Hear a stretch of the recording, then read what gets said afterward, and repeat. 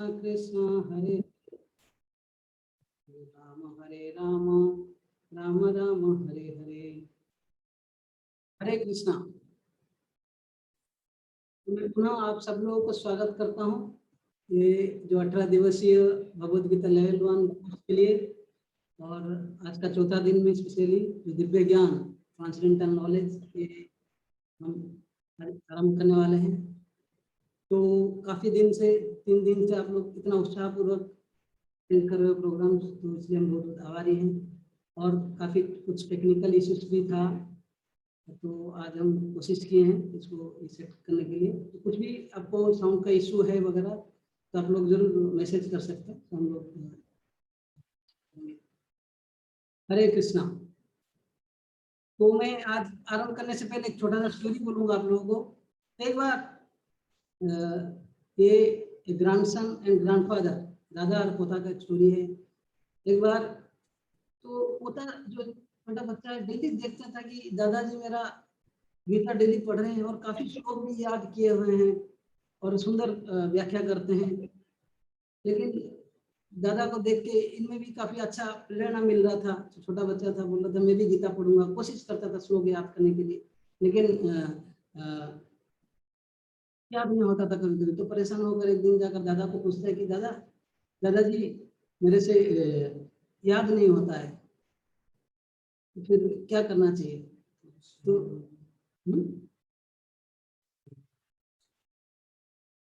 हरे कृष्णा।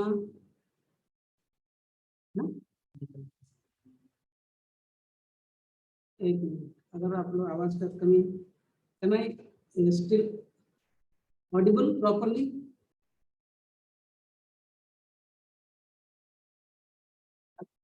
हरे कृष्णा। तो दादाजी जब पूछे तो दादाजी ने बोला कि एक काम करो, ये बाजू में जो हमारा नदी है, एक छोटा सा बास्केट था उनके पास, तो जिसमें कि जैसे सामान वगैरह खरीद के लाते हैं ना, बोले कि इसमें जाकर थोड़ा पानी ले आओ, कई दिन से वो गंदा था, नदी से पानी ले आओ। एक बास्केट है वो, उसमें जैसे फूल वगैरह जिसमें लाते हैं ना, तो उसमें बोले कि आप जाकर थोड़ा पानी ले आओ नदी से। तो छोटा बच्चा था, सिंपल था, तो दौड़ दौड़ के जाता है और नदी से पानी लाने के लिए कोशिश करता है, लेकिन जैसे ही डुबाता है ऐसे ही तुरंत आते समय पूरा सब पानी निकल जाता है। ओबियस है, क्योंकि जैसे फूल रखने वाला कोई दाना हो या ऐसे कोई बास्केट में कैसे पानी रहेगा। तो दादाजी के पास आया, बोला कि पानी नहीं रुका।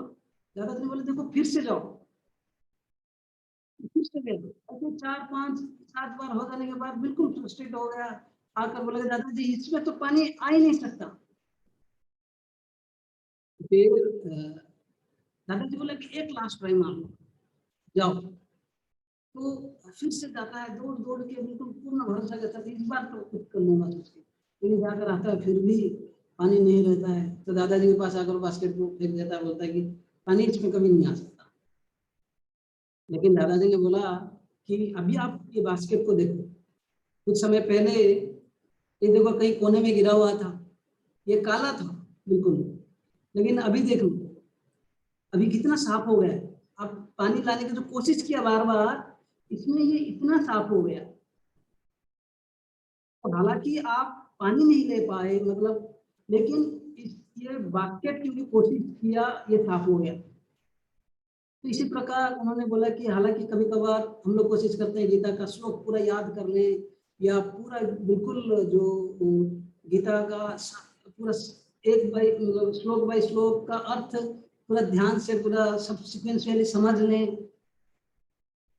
अगर लेकिन यहाँ पे उनका दादाजी उनका उदाहरण से ये सिखाया कि कभी कभार आप सारी चीज याद भी नहीं कर पाओ, लेकिन आप सिंसियरली ये भाव रख के अगर पढ़ेंगे रेगुलरली कि भगवान मुझे आप जो ये दिव्य ज्ञान दिए हुए हैं हम सबका कल्याण के लिए, एक मानव जैसे, अगर हम इसको पढ़ेंगे हमारा हृदय में परिवर्तन आएगी।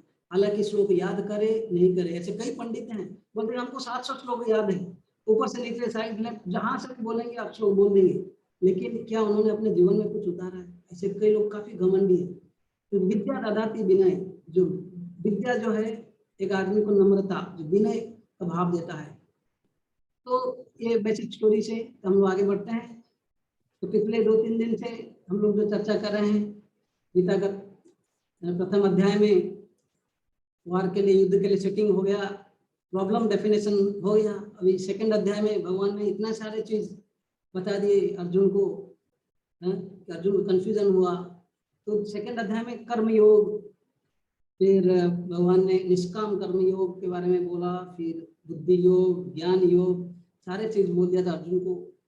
फिर डाउट हुआ तो फिर उन्होंने थर्ड अध्याय से गीता, जो सेकंड अध्याय जो गीता सार है, उसको समराइज कर करके थर्ड अध्याय में अभी हमने देखा, तीसरे अध्याय में कर्म योग। और कर्म योग ये जो तीसरे अध्याय का जो ये आप लोग समरी ब्रीफली हम देखें कि किस प्रकार अर्जुन ये सोच रहे थे कि मैं एस्केप करके, मतलब काम छोड़ के, अपने जो धर्म छोड़ के जाकर मैं संन्यास ले लूंगा और कर्म संन्यास ले लूंगा, कर्म छोड़ दूंगा, त्याग दूंगा, जाकर ऐसे जीवन यापन करूंगा। लेकिन भगवान उनको बोल के नहीं नहीं, आपका जो इंद्रिया है बहुत भयानक है, ये आप कहीं भी जाओ, मन इंद्रिया का कंट्रोल नहीं रहेगा तो फिर आप मिथ्याचारी बन जाओगे, है ना। इसी प्रकार कभी कभार कभी हम लोग भक्ति में आ जाते हैं आरंभिक दिनों में, तो लगता है कि भाई भक्ति कितना आनंद आता है, मंदिर में आते हैं तो सुंदर कीर्तन हो रहा है और अच्छा प्रसाद है, भक्त लोग भी अच्छे से व्यवहार करते हैं, ऐसे देखने के बाद लगता है कि यही अच्छा है,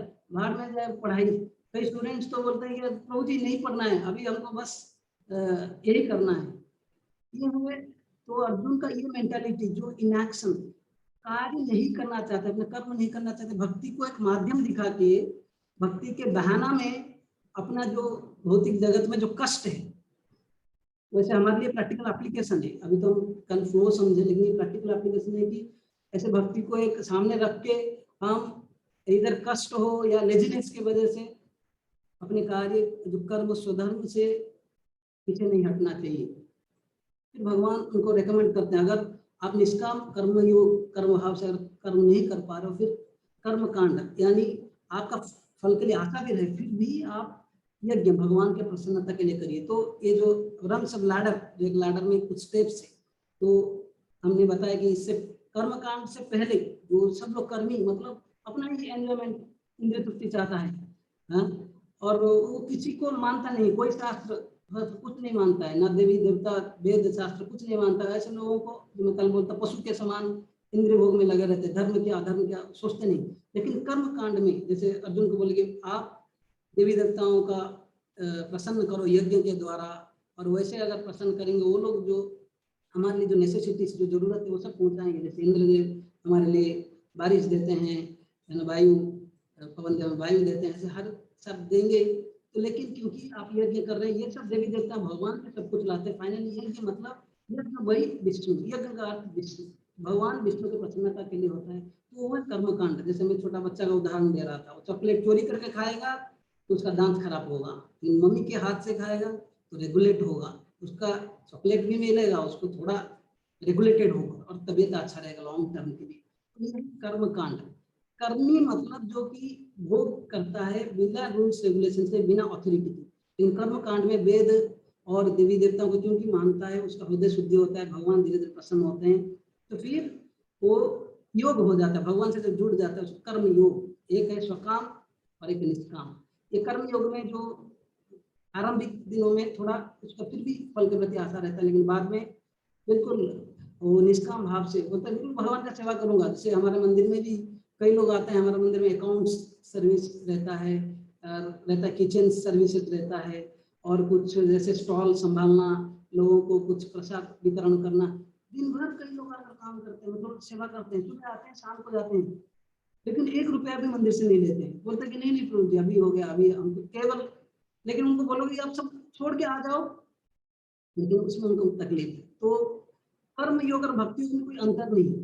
भक्ति योग मतलब कुछ भी, मैं तो बेसिकली गीता का जो होल थीम है, जो कर्म त्याग करना, जो ज्ञानी लोग है थोड़ा जो एडवांस हो जाते हैं कभी कभार, वो ज्ञान जो इसके कर्म के ऊपर, जो निष्काम कर्म के ऊपर जो ज्ञानी लोग हैं, वो सोचते हैं कि अभी इस दुनिया में इतना कष्ट है ना, जन्म मृत्यु जरा व्याधि सब नीति नीति, ये सब मिथ्या है ना, ब्रह्म सत्य जगत मिथ्या है, जगत मिथ्या है बोलते हैं। और जाकर सोचते हैं कि हम ब्रह्मन में मिल जाएंगे, और ब्रह्मन भगवान जो एक एफल्जेंस है ना, ब्रह्म ज्योति है, और वो ब्रह्मन में मिल जाएंगे। लेकिन मैं उदाहरण दिया जिस प्रकार कोई आप लोग उदाहरण देते हैं कि समुद्र में दूसरा नदी आकर मिलता है, हालांकि मिल रहे हैं, लेकिन उसके अंदर जो जीवात्मा है वो कभी मिलेंगे नहीं, क्योंकि वही एक्वाटिक्स, फिशेस ये सब रहेंगे। और देखा जाए कभी कभार कोई एक क्या होता है, हरा भरा जो हरा वृक्ष में अगर एक पैरट सारी चला जाता है, वो भी ग्रीन दिखेगा, लेकिन उसका इंडिविजुअलिटी है ना वो बना रहेगा। इसलिए ज्ञान योग भी खाली आत्मा परमात्मा का ज्ञान है, उसको भगवान के बारे में पता नहीं, इसलिए वही लोग बाद में आकर समाज सेवा करने लग जाते हैं। मैं बोला था फिर उससे ऊपर थोड़ा कुछ और भी प्रोग्रेस करता है ये योगा लाडर में स्टेप वाइज, तो फिर वो होते हैं अष्टांग योगी या ध्यान योगी, जिनको हमने मेंशन नहीं किया है, जो छठा अध्याय में बिल्कुल उनके बारे में ज्यादा जानेंगे। तो वो जो अष्टांग योगी है वो परमात्मा हृदय में भगवान जो परमात्मा का ध्यान करता है, लेकिन उसके ऊपर है भक्ति योगी जो भगवान के साथ प्रेम का आदान प्रदान, हनुमान भगवान राम का सेवा कर रहे हैं, प्रहलाद नरसिंहदेव का प्रार्थना स्तुतियां कर रहे हैं, भगवान भी भक्त का सुरक्षा के लिए यहाँ पे अर्जुन के लिए सारथी बन गए। ये जो प्रेम का आदान प्रदान ये हाईएस्ट है, इसमें कुछ भी आर्टिफिशियल नहीं, कुछ सप्रेसिंग नहीं है। तो ये तो गीता का जो उपदेश है अनेक, मतलब ऐसे कर्मकांड, कर्मयोग, ज्ञान योग, अष्टांग योग अपने लेवल के हिसाब से। लेकिन अगर किसी को आप लोग को भी हम लोग ये पढ़ाते समय अगर टेक्निकलिटीज में तकलीफ हो रहा है तो टेंशन मत लीजिए, गीता का उपदेश अनेक लेकिन आदेश एक। 18 अध्याय के 66 नंबर श्लोक में भगवान बोलते हैं सर्वधर्म परित्यज्य मामेकं शरणं व्रज अहं त्वां सर्व पापेभ्यो मोक्षयिष्यामि मा शुचः। अर्जुन तुमको अगर इतना सब चीज में समझाया, अगर कुछ समझ में नहीं आया है ना, आप मेरा केवल शरण लो, अहम त्वां सर्व पापे, मेरा शरण लो, मैं तुमको सारे पाप से मुक्ति करूंगा, मोक्षयिष्यामि और मोक्ष मां शुचः, चिंता मत करो। तो गीता का ये उपदेश है। आरंभ में ही भगवान ने अर्जुन को डांटा, बोले कि स्वचस्तम अनुशोचस्तम, जो सोचने के लिए लायक नहीं, जो शोक करने का लायक नहीं है, आप उसके शोक कर रहे हो। तो हमने परसों देखा कि आप शरीर नहीं हो, आत्मा हो, लेकिन आप शरीर के लिए शोक कर रहे हो, कोई मर जाएगा बोल के, आत्मा तो ऐसे अमर रहे। तो गीता का संदेश है शोक से हमें ऊपर उठाए। जब हम भगवान के साथ रहकर भी अगर भगवान में चेतना नहीं रहेगा, इंद्रिय तृप्ति में भगवान से वियोग होकर हमारा चेतना रहेगा, तो हम शोक में भर जाएंगे। और ये दुनिया जो है, हमारा दृढ़ता भगवान के प्रति सेवा करना या कुछ अपने जो संबंध को भगवान से जोड़ना, ये कई सारे चीजों से, जैसे अर्जुन का गांडी भी उठाया था युद्ध करने के लिए, लेकिन जैसे ही सामने परिवार वर्ग इनको देखा, तुरंत उसका जो दृढ़ता, डिटर्मिनेशन कम हो गया। इसी प्रकार हमारा भी डिटर्मिनेशन कम हो जाता है जब हम ऐसे कई चीजें, जैसे कोई टेम्पटेशन, अल्यूरमेंट्स, ऐसे कई चीजें आते हैं हमारे सामने, जिसके कारण हमारा दृढ़ता कम हो जाता है। लेकिन अगर हम भगवान के साथ जुड़ जाएंगे, योग के बदले योग में आ जाएंगे, भगवान का आदेश को पालन करने के लिए तैयार हो जाएंगे, तो ये शोक दूर हो जाएगा, जो कि भगवान अंतिम में भी वही बोले। अगर कोई चीज का, गीता का या कोई भी पुस्तक का साफ समझना है, आरंभ में देखो और अंत में देखो, ये आचार्य लोग बोलते हैं, और दोनों से समझ में आ जाए कि बुक हमें क्या सिखा रहा है। तो गीता का जो लक्ष्य है कि हमें ये दुनिया का शोक से ऊपर उठाना है। अगर हम भगवान के वाणी से जुड़े रहेंगे, उपदेश से, ये तांबई श्रूयमाणम कृष्णे परम पुरुषे भक्ति रूप शोक मोह भयाप। अगर कृष्ण भगवान के जो वाणी है, उनके बारे में दिया हुआ कथा और ये भागवतम है ना, भगवान के डायरेक्ट वाणी और भागवत उनके बारे में, और उनका भक्तों के साथ उन्होंने कैसे व्यवहार किया, अगर ऐसे सुनेंगे हम ध्यान पूर्वक, तो ये हमारा शोक मोह और भय सब दूर करा देगा।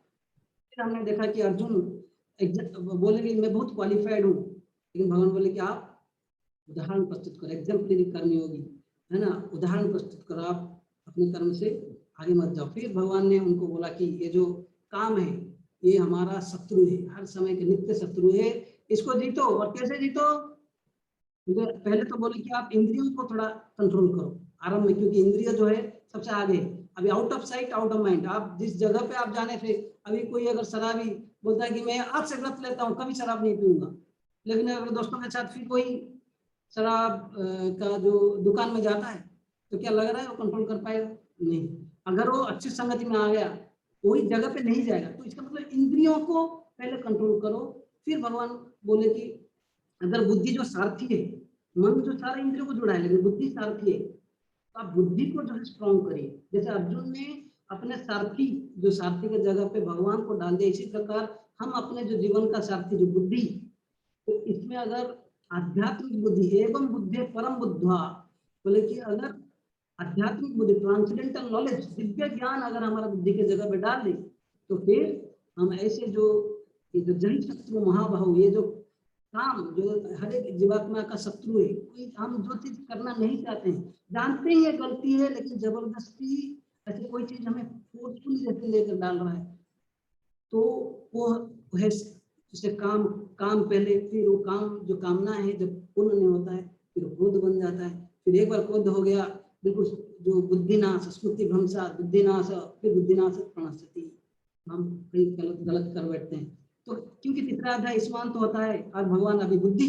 अपने आप को बुद्धि जो के द्वारा अपने माइंड को स्टडी करिए, भगवान ने बोला। तो ये अगले के अध्याय में तो ट्रांसेंडेंटल जो दिव्य ज्ञान के बारे में भगवान बताएंगे। तो ये अध्याय का नाम है ट्रांसेंडेंटल नॉलेज या दिव्य ज्ञान। भगवान तुरंत अर्जुन को ये जो गीता का जो ज्ञान अभी वो एक इसका हिस्ट्री बताएंगे, इसका इतिहास क्या है। क्या अर्जुन में तुमको ये ज्ञान पहला फर्स्ट टाइम दे रहा हूँ? नहीं, बोले कि ये जो है नित्य इटरनल एजुकेशन, ये सृष्टि के प्रारंभ में भगवान बोलते हैं कि ये सृष्टि के प्रारंभ में ये जो थॉन गॉड सूर्य देवता विवस्वान को ये ज्ञान दिया था, इमं विवस्वते योगम प्रोक्तवान अहम अव्ययम। मैंने ये जो ज्ञान जो तुम्हें पहले विवस्वान को दिया था, फिर विवस्वान मनवे प्राह, उन्होंने मनु को दिया, उनका जो बेटा है ना, फिर उन्होंने इक्ष्वाकु उनके पुत्र को दिया। ऐसे ये ज्ञान जो है गुरु शिष्य परंपरा से एवं परंपरा प्राप्तम इमं राजस्य विदु सकाले न महता योग नष्ट परंतप। लेकिन ऐसे ज्ञान जो है एक टीचर से दूसरे स्टूडेंट जब अच्छा से पालन करता है, फिर दूसरे स्टूडेंट, जैसे कोई कॉलेज में कोई पीएचडी डिग्री लिया है प्रोफेसर गंडर, वो फिर बाद में जाकर कहीं प्रोफेसर बनता है। लेकिन अगर वो बोनाफाइड कॉलेज में डिग्री नहीं लिया यूनिवर्सिटी में, तो फिर वो प्रोफेसर नहीं बनता। इसी प्रकार एक परंपरा है, गुरु शिष्य परंपरा बोलते हैं। गुरु से शिष्य सीखता है, शिष्य फिर उसको अपने जीवन में उतारता है, फिर वो वही ज्ञान को बांटता है सबको कल्याण के लिए, फिर वो गुरु बनता है। तो ऐसे धीरे धीरे ये ज्ञान नीचे तक आ रहा था। स्पेशली राजाओं को, विवस्वान, मनु, इक्ष्वाकु है ना, इक्ष्वाकु जो भगवान राम के वंश में, रघुवंश में आप लोग जानते हैं। तो लेकिन बोल रहे हैं कि सरकार न महत्ता, समय के हिसाब से क्या हुआ, वो जो ज्ञान भटक गया। देखो ये बहुत स्वाभाविक है कि ये जो एक जो पवित्रता, अगर समाज में अगर लीडर्स ही फॉलो नहीं करेंगे, जैसे मैं बोल रहा था कल, यदि जाकर श्रेष्ठ भगवान को बोल रहे हैं, तो लीडर्स ही पालन नहीं करेंगे, वो धीरे धीरे भटकने लगता है। कभी कभार एयरप्लेन जो है वो बिल्कुल कैसे उड़ता है, जो ड्राइव उसका जो क्या बोलते हैं पायलट, उसको ज्यादा कुछ बाहर सामने नहीं दिखता है, वो केवल एक मैनुअल उसको दिया जाता है, उसको कुछ डिग्री के हिसाब से, एंगल के हिसाब से चलाना होता है, मैप है ना। लेकिन अगर वो आरंभ में सपोज थोड़ा वो मैप का जो उसको जो दिया गया है, थोड़ा भी एक डिग्री में इधर उधर हो गया, अगली लेवल को कहाँ जाकर पहुंच जाएगा। अभी आरंभ में तो थोड़ा सा डेविएशन हुआ, लेकिन एक समय में जाकर बहुत बड़ा डेविएशन हो जाएगा, अभी लंबा एंगल बदल जाएगा। इसका मतलब अगर सोचा होगा मुंबई जाकर पहुंचेगा कहीं और, है ना, दिल्ली में पहुंच सकता है ना, ऐसे मतलब एक ही डेविएशन इतना भयानक है। खाली ये योग भगवान नहीं बोल रहा, आप देखिए क्रिश्चियनिटी हो, इवन इस्लामिज्म, हर धर्म में, अभी जीसस क्राइस्ट बोले थे कि thou shall not kill, हमें किसी का हत्या नहीं करना चाहिए। आज लिखा गया है जो कमांडमेंट्स है, 10 कमांडमेंट्स बाइबल का, उसमें से अभी जो thou shall not kill human beings लिखा है, मनुष्य को मत और सबको मार। ऐसे कई धर्म में, मैं उसका चर्चा नहीं करना चाहता हूँ, लेकिन कहने का मतलब यह है कि योग नष्ट परंतप, इसलिए फिर जरूरत पड़ा कि ये ज्ञान बांटा जाए।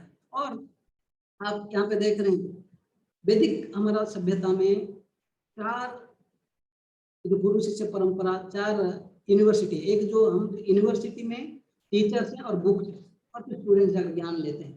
तो इसी प्रकार जो ये जो एक संप्रदाय है, सामने पहला देख रहे जो रामानुज आचार्य जो है, इसको श्री संप्रदाय, लक्ष्मी जी आरंभ हुआ, भगवान से ज्ञान लक्ष्मी जी को है, लक्ष्मी जी से धीरे धीरे बाद में रामानुजाचार्य जो श्री संप्रदाय दक्षिण भारत में बहुत फेमस है। फिर एक है ब्रह्मा जी से ब्रह्म संप्रदाय, फिर शिव जी, भगवान ने शिव जी को ज्ञान दिया, फिर वैसे ये रुद्र संप्रदाय, ये फिर 4 कुमार जो है ये कुमार संप्रदाय है। तो ऐसे ये 4 संप्रदाय बोनाफाइड जो प्रामाणिक संप्रदाय है, इसमें अगर हम ज्ञान लें गुरु शिष्य परंपरा के हिसाब से, ऐसे नहीं कि मनमानी हम ज्ञान लें, नहीं, मनमानी होंगे तो हम कहीं का नहीं रहेंगे। तो फिर ऐसे अगर कोई ज्ञान लेते रहेगा उसका जरूर उद्धार हो सकता है ना। तो इसलिए जानना बहुत जरूरी है कि हमें योग कभी भी नष्ट हो सकता है, इसलिए भगवान जो ज्ञान फिर से अभी अर्जुन को देकर एस्टैब्लिश करते हैं। हम जो है ये जो ब्रह्म संप्रदाय में आते हैं, ब्रह्मा जी, फिर नारद, फिर व्यास, ऐसे होकर धीरे धीरे स्वामी प्रभुपाद, आज जो आप देख रहे हो इस्कॉन संस्था अंतर्राष्ट्रीय कृष्ण भावनामृत संघ के संस्थापक आचार्य हैं, तो उन्होंने काफी 70 साल उम्र में उनका गुरु का आदेश था, जब वो उनको बस उस समय 26 साल उम्र हुआ था कि आप you are a young educated man, why don't you preach this message in English, why the message of Vedas must transcendental knowledge be limited to only the boundary of our country, let it be spreaded in western countries also, है ना। आप English में प्रचार करिए, है ना, और ये जो वैदिक हमारा जो संस्कृति है इसको चारों तरफ हटिए। और श्रील प्रभुपाद ने बहुत कष्ट उठाया, आप लोगों को बाद में इनका हिस्ट्री और डिटेल में हम धीरे धीरे देंगे नॉलेज, लेकिन आप इतना जान के रखिए, जब वो आदेश पालन करने के लिए काफी दिन भारत में कोशिश किया, लेकिन भारत में प्रॉब्लम क्या है, जब किसी को सिखाया जाता है हमको आता है, गीता आता है ना, महाभारत आता है, सब कुछ हमें आता है, कोई ज्ञान ज्यादा नहीं, मतलब यही है प्रॉब्लम है। तो भारत में उन्होंने 35 साल उन्होंने कोशिश किया, लास्ट में सोचा कि गुरु का आदेश था जाकर विदेश में प्रचार करेंगे। वो विदेशी लोग, आज भारत के लोग सोचते हैं हम विदेशी को फॉलो करेंगे, तो मैं जाकर विदेश के लोगों को जो गुरु का आदेश मान के जाकर भक्त बनाऊंगा, और ये लोग जब भक्त बनेंगे तो भारत के लोग भी स्वीकार करेंगे। प्रभुपाद ने कोशिश किया, और रास्ते में जाते समय बोलते कि जब वो बोट में जा रहे थे, जो जलदूत, हाँ, एक लगेज शिप में जब जा रहे थे तो हार्ट अटैक हुआ, बहुत सारे तकलीफ हुआ, लेकिन क्योंकि गुरु का आदेश था उन्होंने तकलीफ उठाया। आज हम देख सकते हैं ये जो गीता यथारूप या Bhagavad Gita as it is, 60 crore Gita आज बढ़ चुकी है अभी तक, 1965 से लेकर अभी तक, बिलीव नहीं करोगे। और ये 100 से ज्यादा भाषाओं में इसका ट्रांसलेशन हुआ है, 120 से ज्यादा कंट्रीज में लोग इसका अध्ययन कर रहे हैं। हम बहुत भाग्यवान है ऐसे परंपरा में जुड़ने के कारण। अगर हम ऐसे आध्यात्मिक ज्ञान लेते रहेंगे तो जरूर हम लोग आगे बढ़ेंगे। तो अभी भगवान बोल रहे हैं, जैसे मैं पहले अध्याय में बोला था कि मया तेभ्यो योग प्रोक्त पुरातना भक्तों में सखाते है, अर्जुन तुम मेरा भक्त हो और सखा हो, इसलिए मैं आपको ये ज्ञान दे रहा हूँ। ये रहस्य, हालांकि गीता का रहस्य सबके लिए ओपन है, बहुत सारे गीता का एडिशन से संस्कृत श्लोक वही 700 श्लोक है, लेकिन कई लोग ऐसे गलत इंटरप्रिटेशन देते हैं, अपना मनोभाव बदल दिए हैं।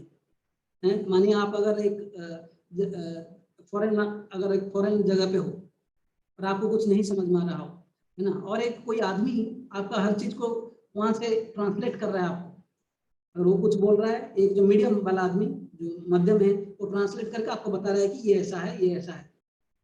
सपोज स्पेशली साउथ इंडिया में लोगों को तेलुगु आता है, सपोज हिंदी नहीं आता है, अगर कोई हिंदी आदमी इंग्लिश समझ मतलब उसको ट्रांसलेट करेगा तेलुगु में, लेकिन ये आदमी अगर गलत ट्रांसलेट करे तो फिर क्या होगा। तो वैसे कई सारे लोग जो है प्रामाणिक इंटरप्रिटेशन नहीं देने के कारण जैसे योग का नष्ट होता है। इसलिए अर्जुन मैं तुमको, क्योंकि आप मेरा भक्त हो, सखा हो, मैं आपको ज्ञान दे रहा हूँ। ये रहस्य हर किसी लोग समझ नहीं पाते, इसलिए आप द्वैत रहित अगर जो रहेंगे तो ये समझ पाएंगे। तो अर्जुन अब पूछता है कि भगवान, अर्जुन जानते हैं कि भगवान तो है ना, हालांकि मेरा मित्र है ये, लेकिन भगवान है, लेकिन पूछ रहे हैं मैं इसे कैसे जानूं। आप बोल रहे हैं कि ये ज्ञान जो आपने विवस्वान संकट सूर्यदेव को दिए, मैं कैसे समझूं कि आपने सूर्यदेव को दिया। आप तो काफी कम उम्र का हो ना, मेरे उम्र का हो, और वो तो भगवान अर्जुन ने ये प्रश्न पूछ के, हालांकि उनका डाउट नहीं था, उन्होंने भगवान को एस्टैब्लिश करने के लिए हमारे लिए प्रश्न पूछा कि आगे कई आर्टिस्ट लोग जो है ऐसे बोलते हैं कि ये भगवान नहीं है, ऐसा वैसा। तो भगवान यहाँ से जो फेमस श्लोक हैं आप लोग जो कई जानते हैं, भगवान बोलते हैं कि अर्जुन बहुनी में व्यतीतानि जन्मानि, तो हम लोग दोनों कई बार जन्म ले चुके हैं दुनिया में, लेकिन वो सब मैं याद करता हूँ, लेकिन आप याद नहीं। क्यों? क्योंकि आप शरीर बदलते रहते हैं, लेकिन मेरा जो है शरीर कभी बदलते नहीं, क्योंकि मैं अजो मतलब अजन्मा, अव्यय आत्मा, मेरा शरीर का कभी विनाश नहीं होता है। हमारा शरीर देखिए, जैसे जैसे मैं बोला था कि कौमारम, फिर यौवनम, फिर जरा, है ना, धीरे वृद्ध, फिर जरा होकर हमारा शरीर ढूंढना पड़ता है।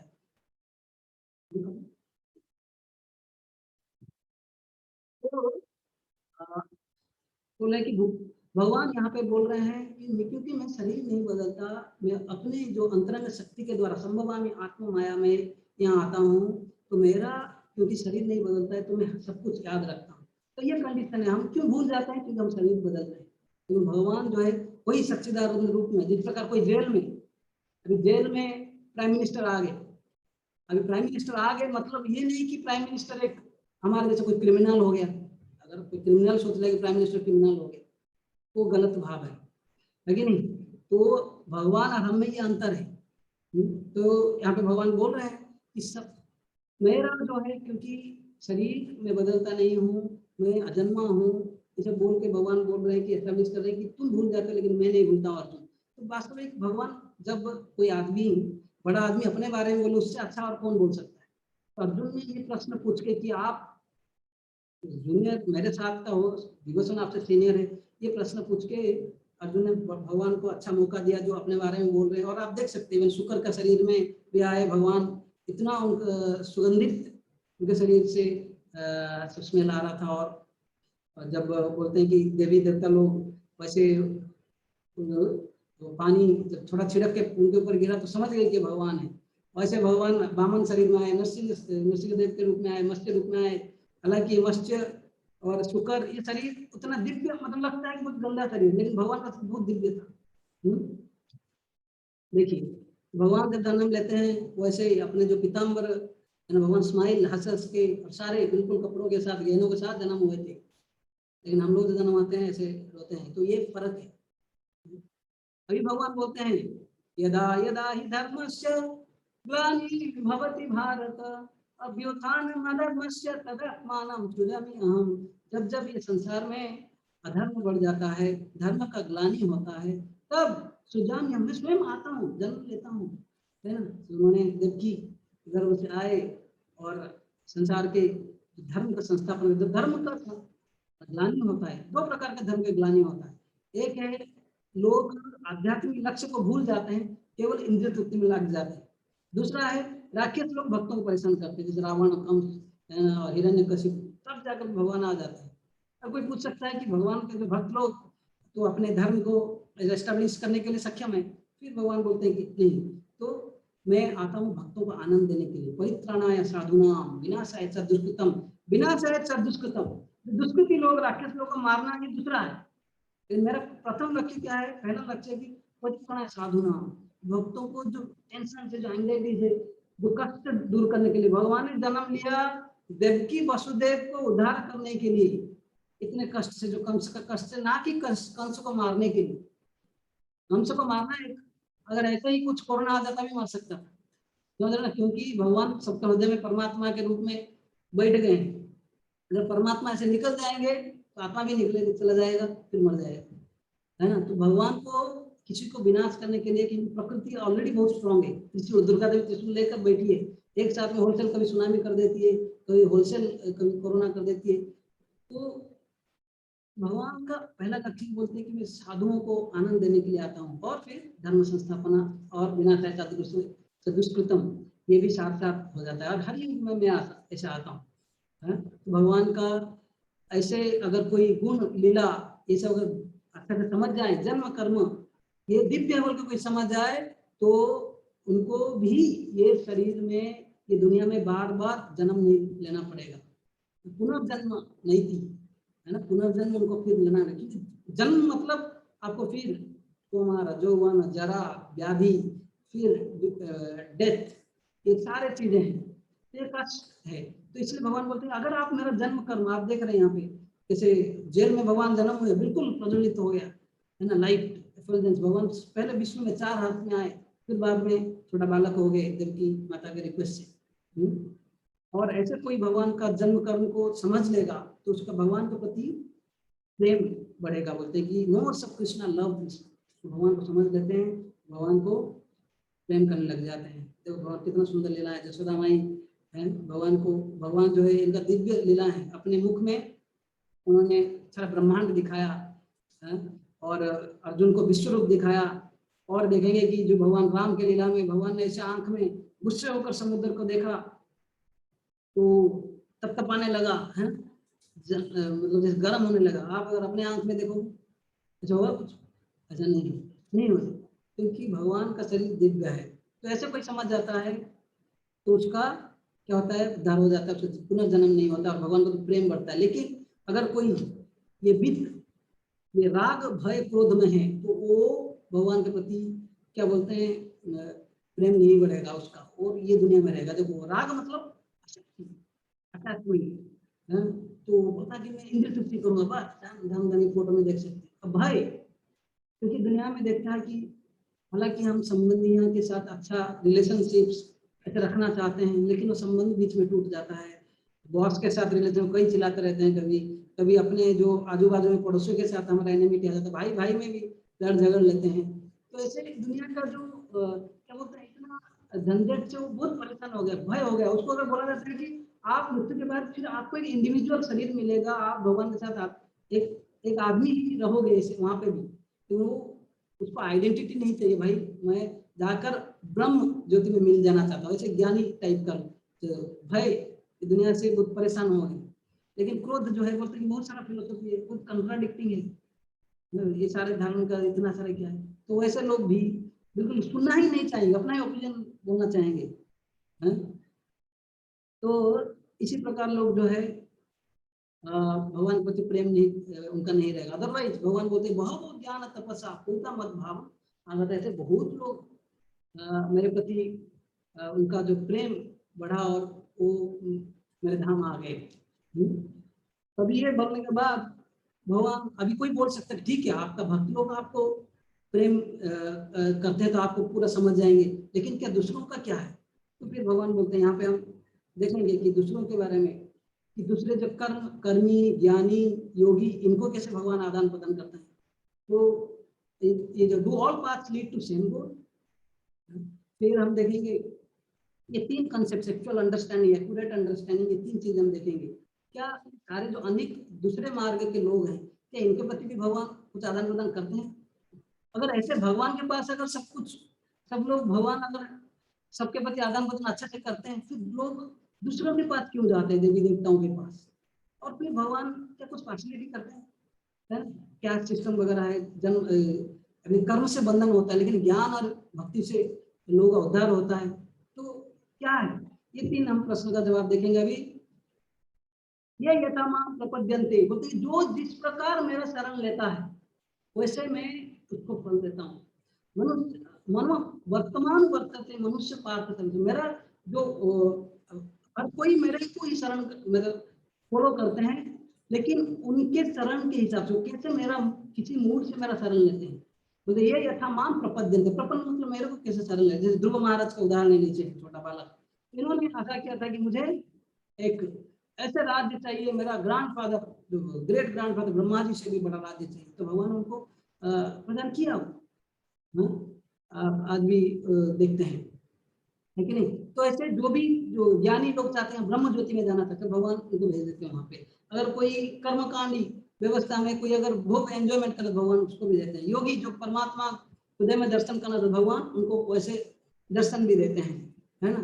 तो इसी प्रकार कोई अगर चाहता है कि मैं भगवान को अपने बेटा जैसा मानना चाहता हूँ, तो यशोदानंद बाबा देवकी है ना, ऐसे कई अगर भगवान को कोई मित्र जैसे देखना चाहता है तो अर्जुन है ना, वैसे गोलोक वृंदावन में मधुमंगल जैसे कई मित्र हैं तो भगवान के साथ लड़ते हैं और कई बार हरा देते हैं। बोलते कान्हा को बोलते हैं कृष्णा मैं तुमको हराया, अभी कंडीशन था कि तुमको हम हमारे कंधा के ऊपर बैठाना है। तो बोलते हैं कि नहीं नहीं मैं राजा का बेटा हूँ, नंद बाबा का राजा का बेटा हूँ। तो बोलते हैं राजा का बेटा होता क्या हुआ, अगर आप मुझे आज नहीं उठा के लोगे कल में आपके साथ हम आपको हमारा गेम में खिलाएंगे, मतलब अलाउ ही नहीं करेंगे। तो कृष्णा फिर उनको उठा के लेते हैं कंधे में। तो ऐसे भगवान रेसिप्रोकेट करते हैं अपने भक्त के भाव के हिसाब से। ऐसे कोई चाहता है कि भगवान मेरा क्या बोलते हैं जो कंजुगल रिलेशन माधुर्य भाव में कोई अपना पति बन जाए, तो भगवान उनके साथ भी आदान प्रदान। भगवान के 16,108 पत्नियां थी, कई गोपियां थी। ऐसा हर कोई भगवान का अंश है, भगवान का संतान है, लेकिन भाव के हिसाब से जो भी उनके पास जाता है तो वैसे भगवान उसके उनके साथ आदान प्रदान करते हैं। ये मत सोचिए कि भगवान पार्शियलिटी कर रहे हैं, नहीं, आपका इंटेंसिटी ऑफ लव उसी हिसाब से भगवान आदान प्रदान करते हैं। ओके, तो इसी प्रकार अभी कोई बोल सकता है कि फिर लोग देवी देवताओं के पास क्यों जाते हैं? तो ये कारण है कि उनको बहुत जल्द बोलते कि कांक्षिता कर्मणा सिद्धि, उनको क्विक रिजल्ट चाहिए, मुझे कुछ प्राप्ति करना है ना। तो जैसे हिरण्यकशिपु उनको कहते मुझे अमर बनना है, ब्रह्मा जी को वो स्तुति की। हाँ, और देखिए आप ब्रह्मा जी को अगर बोलेंगे मुझे अमर बनना, ब्रह्मा जी बोले मैं स्वयं अमर नहीं हूँ, है ना। फिर जब सृष्टि का फाइनली जब विनाश होता है तो मेरा भी विनाश होता है ना। तो लेकिन यहाँ पे हिरण्यकशिपु ने कैसे ट्रिकीली बहुत कंडीशन बताया और उन्होंने आशीर्वाद करके चले गए, लेकिन नरसिंहदेव आकर उनका बिल्कुल ऑपरेशन कर लिया। फिर ब्रह्मा जी उसे रक्षा करने के लिए भी नहीं आए। कहने का मतलब है डेमिगॉड्स देवता लोग जो है एक भगवान के अंदर जो प्रतिनिधि, वो भी हमारे जैसे जीवात्मा है, उनको कुछ शक्ति दिया गया है जो हमें प्रदान करते हैं। जैसे देवता लोग जो है, आप हमारे लिए अच्छा क्या बुरा है वो नहीं सोचेंगे, वो दे देंगे, क्योंकि आप प्रार्थना की यज्ञ किए तो उनका फिक्स है कि देना, तो वो दे देते हैं।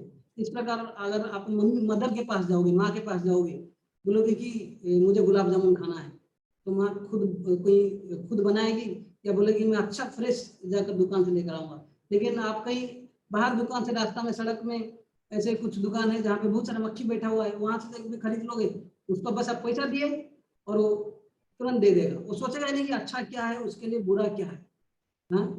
तो ऐसे अगर हम देवी देवताओं के पास जब जाते हैं, क्योंकि हम जैसे मांगते हैं तो तुरंत दे देते हैं। लेकिन जैसे ध्रुव महाराज जो प्रार्थना किए तो राजा मुझे राज्य चाहिए इतना बड़ा, तो भगवान आ गए।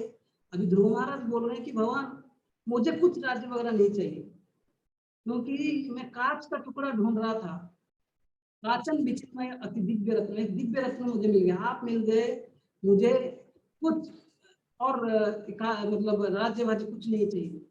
बाकी में ध्रुव महाराज रो रहे थे कि कितना मैं बेकार आदमी हूँ कि कुछ आशा करके भगवान के पास गया। तो भगवान जो हमें हमारा भला ही चाहते हैं, हमारा शुद्धि कर देते हैं, जो अंदर का जो कामना वासना है, फिर प्रदान भी करते हैं, ऐसा नहीं। तो कभी कभार लोग डरते हैं कि विष्णु के पास मत जाओ, नारायण के पास मत जाओ, भाई ये सब हर लेते हैं, हरि इनका नाम है।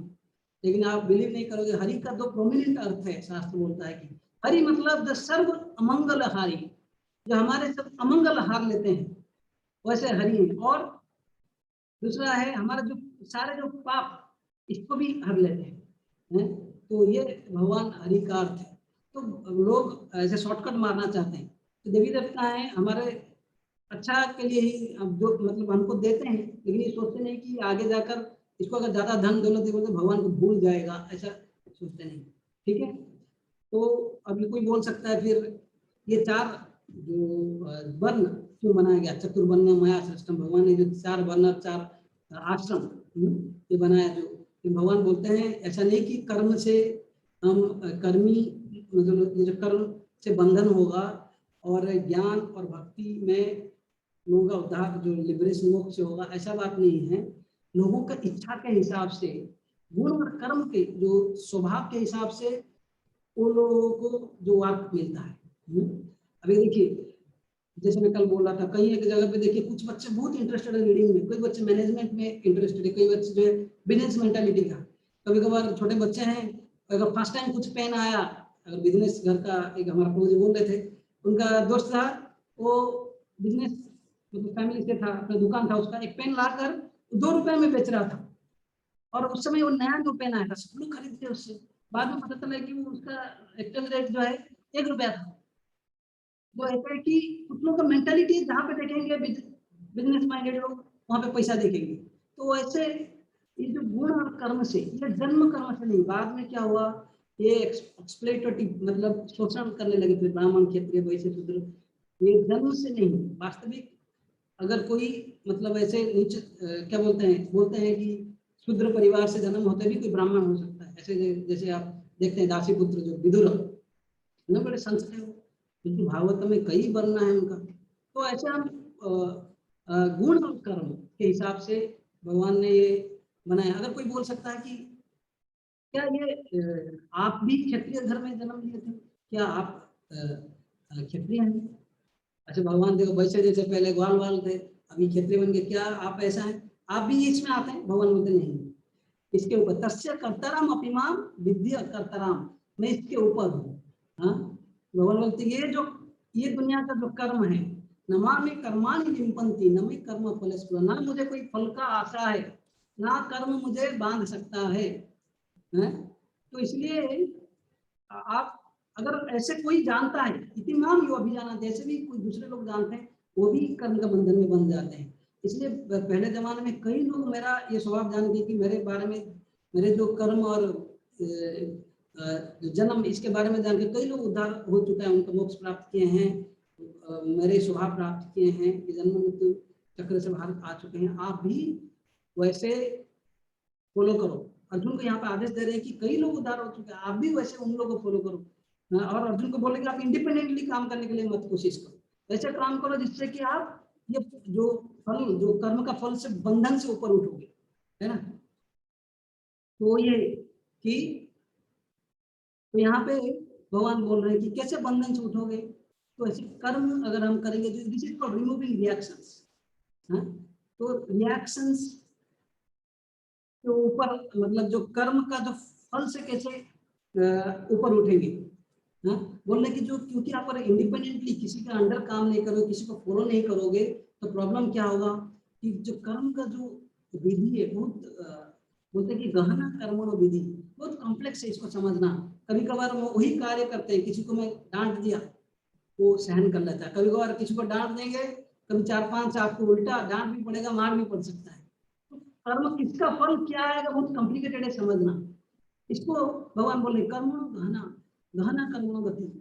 इसलिए आप कर्म का बंधन टूटने के लिए आप ज्ञान के आधार पर, जो जैसे हमने जो सैक्रिफाइस यज्ञ के बारे में हमने पिछले अध्याय में भी देखे, ज्ञान मतलब ये कि मैं शरीर नहीं, मैं आत्मा हूँ, और हर कार्य जो है मुझे इंद्रिय तृप्ति, अपने इंद्रिय सुख के लिए नहीं करना है काम, लेकिन भगवान का जुड़ने के लिए, योग भगवान से जुड़ जाने के लिए करना चाहिए, भगवान को प्रसन्नता करने के लिए करना चाहिए। ये जो कर्म के बारे में मैं एक उदाहरण देता हूँ। एक बार एक ब्राह्मण थे और एक कसाई बुच्चर, वो एक गाय के पीछे दौड़ रहा था उसको मारने के लिए, और ब्राह्मण जो है हर्ष में सत्य बोलते हैं, और एक रास्ता जो ऐसे जा रहा था, तो ब्राह्मण जहाँ पे बैठा था, तो गाय एक तरफ दौड़ के चला गया, तो कसाई देख नहीं पाया। तो ब्राह्मण को पूछा आपने क्या देखा है, गाय किस तरफ गया? तो उसने बताया नहीं, लेकिन ये सोचा कि अगर सत्य नहीं बताऊंगा तो फिर ये पाप हो जाएगा। उन्होंने हाथ दिखा दिया, बोला तो नहीं लेकिन हाथ दिखा दिया, तो फिर ये बुच्चर जाकर गाय को मारता है। अगले जन्म में यही ब्राह्मण गांव में, वैसे ही ब्राह्मण परिवार में जन्म हुआ था, तो एक जाकर एक गांव में पहुंचा था और रात हो गया और लौट नहीं पाया अपने गांव में। तो जाकर एक दूसरे ब्राह्मण के पास जाता है, बोलता कि ब्राह्मण देवता जो, मैं अभी रात में क्या आप यहाँ पे आश्रय ले सकता हूँ? बोले ठीक है, आप हमारा वैरेंडा में सो जाइए। तो जब वैरेंडा में सोए, लेकिन रात में उनके जो ब्राह्मण के घर में से उसका जो पत्नी, वो ब्राह्मण की पत्नी, वो पत्नी जो है, ये ब्राह्मण के प्रति संतुष्ट नहीं थी। तो उन्होंने रात में आकर देखे ये वैरेंडा में सोया है ये पुरुष, ये जो ब्राह्मण, उनको बोले कि आप हम संग कर सकते हैं। ब्राह्मण बोले क्या बात कर रहे हैं, आप तो ब्राह्मण ही माँ जैसा है। तो बोले कि अच्छा, क्योंकि ये ब्राह्मण बहुत सुंदर थे जो वैरेंडा में सोए थे, पिछले जन्म में ब्राह्मण हाथ दिखाया था ऐसे। तो उन्होंने वो पत्नी क्या किए, वो जो ब्राह्मण का पत्नी बाहर घर जाते हैं, एक छुरी लेकर अपना जो हस्बैंड को मार देते हैं। और फिर क्या हुआ बोल के ब्राह्मण जब अंदर जाते हैं तो छुरी को निकाल के, ये क्या किया बोल तो छुरी को निकालते हैं। उस समय ये जो स्त्री थी जाकर चारों तरफ जो उनका आवाज सुन गई कि मेरा पति का हत्या करती बोल के, सारे ब्राह्मण आए। फिर उनका क्या, इन्होंने वो जो पत्नी जो बोले कि वो जो ब्राह्मण का, लेकिन इन्होंने मेरा पति को हत्या कर दिया। देखिए पिछले जन्म में उन्होंने ये जो गाय जो था अभी बना ये स्त्री, उसका स्त्री, और जो मारा जो है किसका, वो कसाई। जो कसाई जो मारा था गाय को, उसने मारा, जो देखो इसलिए मांस, मांस मतलब आप मुझे मार रहे हो, मैं कल आपको मारूंगा अगले जन्म में, तो इसलिए जो मांस खाते हैं फिर वही लोग हमको भी मारेंगे। तो ये भी ऐसे कर्म का कॉम्प्लेक्स स्ट्रक्चर है, और क्योंकि आपने हाथ दिखाया इस पर हाथ कट गया, तो इसलिए भगवान बोलते हैं कि आप ये कर्म जो है इसलिए ज्ञान में रहकर करो। बोलते one seize in action in action, मतलब कर्म विकर्म और अकर्म है। कर्म मतलब वेद के हिसाब से, शास्त्रों के हिसाब से, भगवान का वाणी के हिसाब से माना। विकर्म मतलब उसके अपोजिट जो मानता नहीं है। अकर्म मतलब इधर है वो कर्म नहीं करना चाहता है, जैसे हम बोलेंगे शुद्ध नहीं होकर कर्म करना भी नहीं चाहता है, वो एक तरीका अकर्म का एक अर्थ है। दूसरा कि जो ज्ञानी लोग जाकर ब्रह्म में मिल जाते हैं। लेकिन तीसरा अकर्म मतलब ऐसे कार्य जिसमें कोई बंधन नहीं लग रहा। जैसे श्रील प्रभुपाद बोलते थे, हम भी कई पेपर का लोड उठाते हैं और लेकर हम प्रिंटिंग करते हैं, टाइप करते हैं, उसको प्रिंटिंग करते हैं, बाजार में जाते हैं, मार्केटिंग करते हैं, भक्तों के लिए प्रसाद बनाते हैं। ये सब कार्य देखकर कोई समझ सकता है कि ये लोग क्या करने की तरह खटते रहते हैं, साधु बाबा होकर जाते हैं, जाकर बड़े बड़े लोगों से मिलते हैं। लेकिन ये हर एक कार्य क्योंकि भगवान के संबंध में हो रहा है। बाहर में आप अपने घर झाड़ू मार रहे हो, लेकिन यहाँ पे मंदिर में हम झाड़ू मार रहे हैं। तो ये हर एक कार्य क्योंकि भगवान से संबंधित है, तो ये सब हमको लिबरेट करेगा, मोक्ष के भगवान की ओर ले चलेगी। तो ऐसे कर्म में कोई काम मतलब निष्काम कर्म में अगर आप ऐसे भगवान अकर्म देख सकते हो, और कोई जो है ऐसे कई लोग है ऐसे त्याग भी दिया है, अकर्म कर रहे हैं, मतलब जैसे जोगी बाबा ने जैसे दिखा रहा था, फुटबॉल खेल रहे हैं, हालांकि लोग अकर्म कर्म नहीं कर रहे हैं, लेकिन इसमें कर्म बंधन है। तो ये जो देखता है बुद्धिमान है बोल रहे, तो ज्ञान में जो काम करता है, इसका मतलब कि हम ज्ञान में रहकर अगर हमारा चेतना भगवान में, भगवान को प्रसन्न के लिए रहे, तो भगवान, तो फिर हम उसको बंधन नहीं लगता है। जिस प्रकार कभी कभार कोई सीमेंटिंग कर रहा है, जैसे हमारा मंदिर में भी यहाँ पे 9 एकड़ लैंड में ग्लोरी ऑफ महाराष्ट्र सबसे बड़ा मंदिर बन रहा है पूरा महाराष्ट्र का।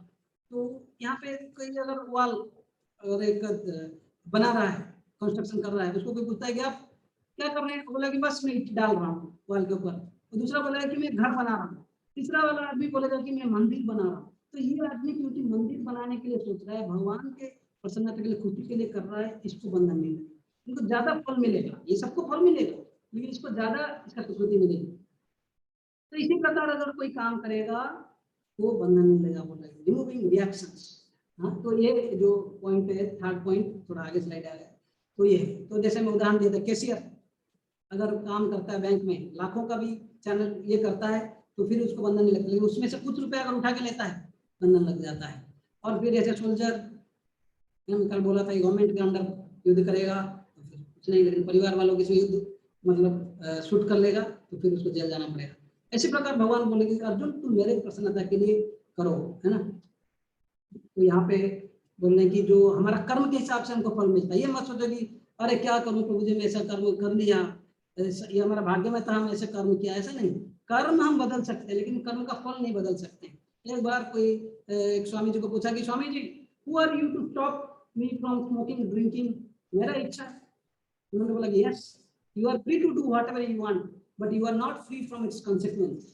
इसका तो परिणाम से आप बच नहीं सकते। आप अगर स्मोकिंग कर रहे हैं कल आपको कैंसर होगा, आप ड्रिंकिंग कर रहे हैं कल आपका लिवर प्रॉब्लम हो जाएगी। ऐसे अगर कोई इलिसिट अवैध संपर्क रख रहा है कल कई sexual transmitted diseases like AIDS जैसे बीमार होगी, है ना। और ऐसे अगर कुछ भी हम अगर गो हत्या वगैरह ऐसे जघन्य कार्य करते रहेंगे, जैसे मास कर्म, जैसे बोलते हैं कि जो भूकंप और ये सुनामी और आज कोरोना की वजह से कई बोलते हैं कि जो गो हत्या होता है बहुत बड़ा, तो ऐसे उसके परिणाम स्वरूप आज हम भुगत रहे हैं फल। तो हमें इसलिए अपने को नेचर के साथ जुड़ना चाहिए। भगवान का जो कुछ विधि है, नियम है, अगर उसके हिसाब से कार्य नहीं करेंगे तो बंधन मिलेगा। और ऐसे अगर कोई ज्ञान में रहकर कार्य करता है, उसका सारे जो कर्म का फल, ज्ञान ज्ञान एक अग्नि के जैसा है, सारे कर्म को जला देता है, कर्म का फल को, और ये हमें क्योंकि शुद्ध करता है और भगवान के ओर ले लेता है, तो हमारा मुक्ति की ओर ले लेता है। तो फिर अभी कोई बोलेगा कि वो अगर वैसे ही करना है, वो यज्ञ जैसा हर कार्य करना है ज्ञान रहित, ज्ञान में रहकर, तो फिर अभी उसके बारे में बताइए। कल कोई पूछ रहे थे कि प्रैक्टिकल एप्लीकेशन क्या है प्रभु जी, हम कैसे ये जो यज्ञ हो, ये जो निष्काम कर्म का अपने जीवन में प्रैक्टिकल एप्लीकेशन क्या है। आज भगवान बोल रहे हैं यज्ञ मतलब कि हर कोई कार्य अगर हम सोचें मतलब वो चेतना से कार्य करें कि भगवान का प्रसन्नता के लिए यज्ञ जैसा ही करें, त्याग भावना में करें, है ना, बिल्कुल बिना आसक्त रहित, तो फिर हमें ये जो लिबरेट करता है, आध्यात्मिक की ओर ले लेता है। तो यज्ञ आ गया, सैक्रिफाइस किस प्रकार। अब बोल रहे कई लोग कर्म योगी, कई लोग हैं जो देवी देवताओं को पूजा करते हैं, है ना। अभी ज्ञानी जो है वो ब्राह्मण में मिलना चाहते हैं, तो फिर क्या करते हैं, अपने जो सारे तपस्या वगैरह करते हैं, कई सारे चीज को त्याग के अच्छा ब्राह्मण, तो ये लोग ब्राह्मण में मिलना चाहते हैं। वैसे ये भी एक यज्ञ है। माइंड कंट्रोल जो करते हैं ब्रह्मचारी, वो सेंसेस को, माइंड को कंट्रोल करते हैं वो। और ब्रह्मचारी के लिए पहला धर्म बोलते हैं ये काम जो है यज्ञ कुंड जैसा है। और भगवान के बारे में सुनना, कि बार बार जो हम सुनते हैं ये आहुति जैसा है। ऐसे सेंस एंजॉयमेंट, गृहस्थ लोगों के लिए बोला सेंस एंजॉयमेंट, इंद्रियों में इंद्रिय वस्तु डालना, है ना, भोग करने के लिए, तो वो भी उनके लिए इंद्रिय जो है उनका योग यज्ञ कुंड है। ऐसे हर एक कार्य, ऐसे कोई तपस्या करता है ना, सीधा तपस्या करते हैं, बोलते हैं कि गंगोत्री में ठंडे दिन में जाकर यहाँ तक खड़े हो जाते हैं, गर्मियों के दिन में ऊपर से सूर्य चारों तरफ से, है ना, ऐसे आग लगा हुआ है, ऐसे तपस्याएं करते हैं। मतलब अभी हम लोग ये नहीं करना, कहने का मतलब क्या है कि हर एक कार्य जो यज्ञ भगवान का प्रसन्नता के लिए सोच के किया जाए, वो हमको एलिवेट करेगा ऊपर ऊपर, सब कर्म का बंधन से हमें ऊपर उठाएगा और हम इस दुनिया के बंधन से ऊपर उठ सकते हैं। जैसे उदाहरण के लिए हमारे लिए क्या प्रैक्टिकल है, अभी ये सब सुन के लग रहा है कि हमको भी ऐसे कुछ त्याग करना पड़ेगा। हाँ, कैसे, अगर हम स्टूडेंट है तो पढ़ाई करने के बाद उसका फल क्रेडिट किसको दे, भगवान ने मुझे बुद्धि दिया है, मैं कल बोल रहा था। ऐसे कोई जॉब कर रहा हो, क्रेडिट दे सकता है कि भगवान ने कुछ हमको ये बुद्धि दिया है, हमको भगवान की कृपा से कुछ सैलरी मिल रहा है, उससे कुछ प्रदान कर सकता है। कोई स्नान भी कर रहा है, ये सोच रहा है मैं अच्छा का स्नान करके जाऊंगा, सर से बदबू नहीं आना चाहिए, और जाकर मैं भगवान के सामने जाकर दर्शन करूंगा भगवान के सामने। तो ऐसे हर कोई कार्य, अभी सोने का भी जल्दी सोऊंगा, सुबह उठ के भगवान का नाम जप करूंगा, भगवान का दर्शन करूंगा। सोचिए, ये आदमी सो रहा है, बाहर का आदमी सो रहा है, ये अंतर है। अगर हमारा कार्य को अगर हम ये सोचें कि मैं भगवान की प्रसन्नता के लिए करूंगा, हाँ, अपने इंद्रिय तृप्ति के लिए नहीं करूंगा, आत्मेन्द्रिय प्रतिवांछा तारे बोली काम, कृष्णेन्द्रिय प्रतिष्ठा धरे प्रेम नाम। तो जब कृष्ण के इंद्रियों का भगवान का सुख के लिए जो कार्य करते उसको प्रेम बोला जाता है, जो भी कार्य जो अपने इंद्रियों के लिए करते उसको काम बोला जाता है। तो ऐसे कई प्रकार यज्ञ के बारे में बोले, अगर बोलेंगे कि अभी हाँ यहाँ पे लिखा गया है कि ये इससे हम पाप से मुक्त हो जाएंगे, और हम क्या बोलते हैं, मतलब जैसे भगवान का धाम जाएंगे, ये सब फल है अगर यज्ञ के रूप में अगर हम कर्म करेंगे तो। अगर प्रश्न है कि अभी इस यज्ञ के बारे में कहाँ से ज्ञान लूं, तो यहाँ पे भगवान बोल रहे हैं तब विधि प्रणिपात है ना परिप्रश्न से भया। आप प्रणिपात हो जाओ, किसी गुरु के शरण में जाओ और उपदेक्षांति ते ज्ञानम, जाकर उनको ज्ञान मतलब पूछिए, परिप्रश्न, उनका पहले सेवा करिए, उनको प्रश्न पूछिए, और क्योंकि उस ज्ञान पता है उनको, उपदेक्षांति थे उनको, क्योंकि तत्वदर्शी है, वो सारे ज्ञान आपको दे सकते हैं। तो ऐसे हम गुरु के शरण किस भाव में, देखिए फोटो में एक सनातन गोस्वामी है, बोलते हैं कि जब मुस्लिम राजा उन दिनों ये प्राइम मिनिस्टर होते थे उनको, लेकिन जाकर बोलते के आमी कौन आमाय तापत रॉय, बोलते मैं कौन हूँ, जीवन का लक्ष्य क्या है। फिर ये ताप, ये जीवन में जन्म मृत्यु जरा व्याधि, तीन ताप, शरीर मन से कष्ट, दूसरे जीवात्माओं से कष्ट, और ये दैव प्रकृति के द्वारा कष्ट, ये सब क्यों आ रहा है। फिर भी मुझे लोग ग्राम्य व्यवहार है, लोग पंडित मुझे बुलाते हैं, ये सब मुझे कुछ पता नहीं। वास्तविक वो बहुत बड़े संत थे, हमारे सिक्स षड गोस्वामी थे हमारे परंपरा में। षड गोस्वामी के बाद प्रभुपाद आए धीरे धीरे परंपरा में, तो वो ऐसा उदाहरण प्रस्तुत किया कि किस प्रकार हमें गुरु का शरण लेना चाहिए। और फिर अगर कोई ऐसे गुरु का शरण लेता है, कोई मोह उसको छू नहीं सकता, ना पुनर्मोह। और भी बोलते हैं कि उसको ऐसे ज्ञान आ जाएगा, हर किसी को सोचेगा कि भगवान का अंश है, कि सबको सम्मान करेगा। हम जब बोलते हैं नमस्कार, मतलब हम एक्चुअली हर जीव में के अंदर जो भगवान को प्रणाम करते हैं, है ना, इसलिए किसी को भी असम्मान नहीं करना चाहिए। और हम लोग कई बार जाने अनजाने किसी को टच कर लेते हैं, हम बोलते हैं कि विष्णु विष्णु विष्णु, क्योंकि हर एक के हृदय में भगवान विष्णु है, ठीक है नहीं? और बोलते हैं कि सब कोई कितना भी पापी क्यों ना हो, अगर ऐसे ज्ञान में हो तो सारे पाप जो है दूर हो जाएगा। सबम ज्ञानम प्लवने भुजनम संतन से उसका उद्धार हो जाएगा, बोल रहे हैं। तो ये ज्ञान में अगर हम कार्य करेंगे, यज्ञ, ये सारे यज्ञ गुरु के आदेश से करेंगे तो कर्म, ये यज्ञ का परिणाम क्या है कि हमारा सारे पाप दूर हो जाएगा और सारे जो ये यज्ञ हैं हमें ज्ञान की ओर ले जाएगा। अगर कोई पूछ सकता है, यहाँ पे भगवान बोल रहे हैं, देखो कर्माणि भस्म सात कुरुते, अगर बोलेगा कि ये सारे जो ज्ञान, ये जो यज्ञ धीरे धीरे आपको शुद्ध करेगा। अभी कोई पूछ सकता है कि मतलब पूरा फाइनली जो परफेक्ट नॉलेज में ले लेगा, एक्चुअली जो ज्ञान का जो लाभ क्या है, हमारा पाप को दूर कर लेता है और हमको राइट विजन देता है और फिर हमें भगवान के धाम की ओर ले जाता है। और सारे जो यज्ञ का लक्ष्य है फाइनली आध्यात्मिक दिव्य ज्ञान के और लाना आना, और ये दिव्य ज्ञान जो बहुत ही पवित्र है। अभी कोई बोल सकते कि धीरे धीरे यज्ञ हमें ज्ञान के और ले जाएगा, तो जो दिव्य ज्ञान जो हम समझे कि हम भगवान का हमसे भगवान की प्रसन्नता के लिए सेवा करना है, क्या लंबा समय लगेगा? तो भगवान बोलते नहीं, श्रद्धावान लभते ज्ञानम, ज्ञान प्राप्त करने की योग्यता है, लभते ज्ञानम तत्पर संयतेन्द्रिय। एक आदमी थोड़ा भगवान की श्रद्धा होना चाहिए और श्रद्धावान है। कभी कभार हम दिव्य ज्ञान प्राप्ति करने की कोशिश करते हैं, लेकिन बोलते हैं कि साथ ही साथ मैं एंजॉय भी करूंगा, इंद्रिय तृप्ति भी करूंगा, ये दोनों से अलग जाता है, कभी साथ में नहीं जाता है। श्रद्धावान तत्पर संयतेन्द्रिय, इंद्रियों को आप कंट्रोल करिए।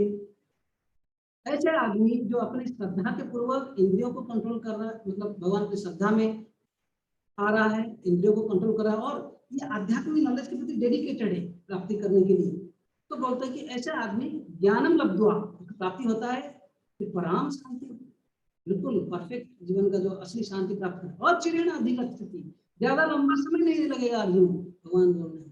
तो ये दिव्य ज्ञान जो बहुत महत्वपूर्ण है। अगर ऐसे कोई पूछ सकता है कि आप कौन व्यक्ति इसको प्राप्त नहीं कर सकता, अज्ञानी, तो यहाँ पे बोला अज्ञश्च असद्धानश्च हमसे आत्मा विनश्यति। तीन प्रकार के लोग ये आध्यात्मिक जो दिव्य ज्ञान को प्राप्त नहीं कर सकते। अज्ञानी वाला, अज्ञान जो पता नहीं, चलो इग्नोरेंट, उसको पता नहीं। लेकिन दूसरा है अश्रद्धा, उसको ज्ञान है लेकिन उसको फेथ नहीं है, विश्वास नहीं है। देखो हमको कई ज्ञान हो सकता है, अभी गीता के बारे में कई ज्ञान है, मैं लोगों को वजह से बोल रहा था कि 700 श्लोक पता है लेकिन विश्वास नहीं है। तो ऐसा अगर भगवान कृष्ण है बोल के विश्वास नहीं तो फिर उसको क्या ज्ञान प्राप्ति होगा। इवन भौतिक जगत में भी हम देखते हैं, अगर कोई टीचर के प्रति हमारा ज्यादा प्रेम है तो ज्ञान बहुत जल्दी हम सीख जाते हैं। ये मेरे पर्सनल लाइफ में देखा हूँ, जैसे केमिस्ट्री हो, मैथ हो, तो टीचर को प्रेम करते हो ऑटोमेटिक वो ज्ञान भी क्विकली हम प्राप्त कर लेते हैं।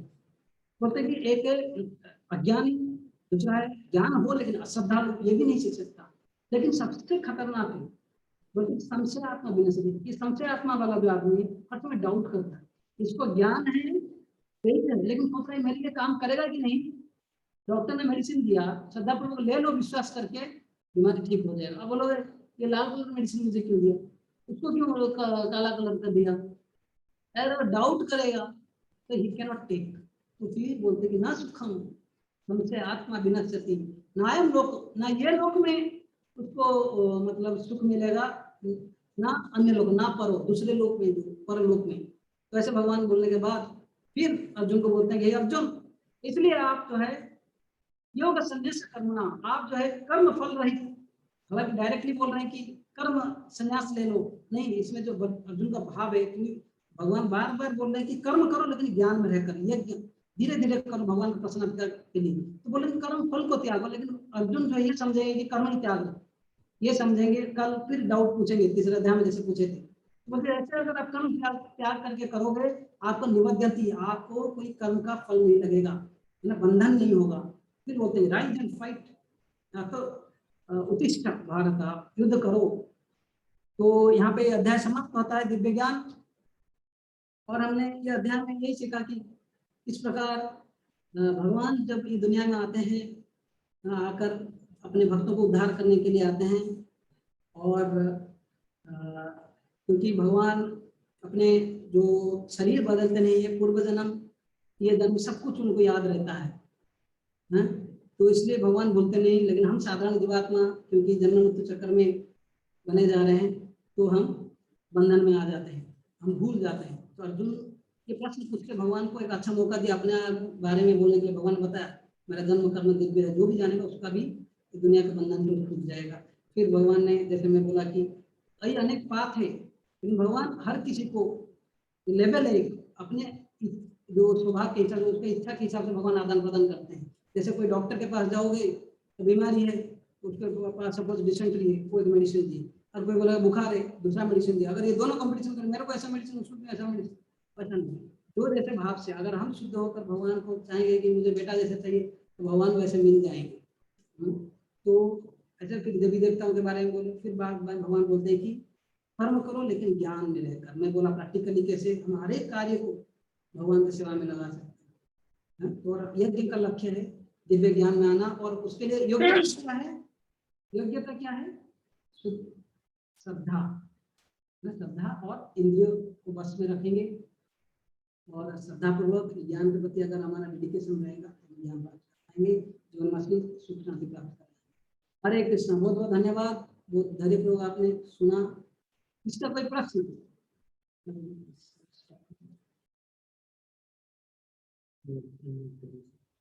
हम लोग अनम्यूट कर सकते हैं।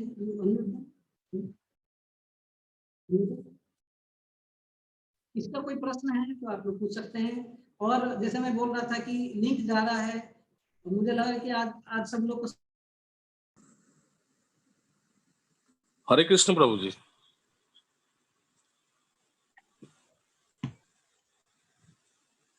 हरे कृष्ण प्रभु जी।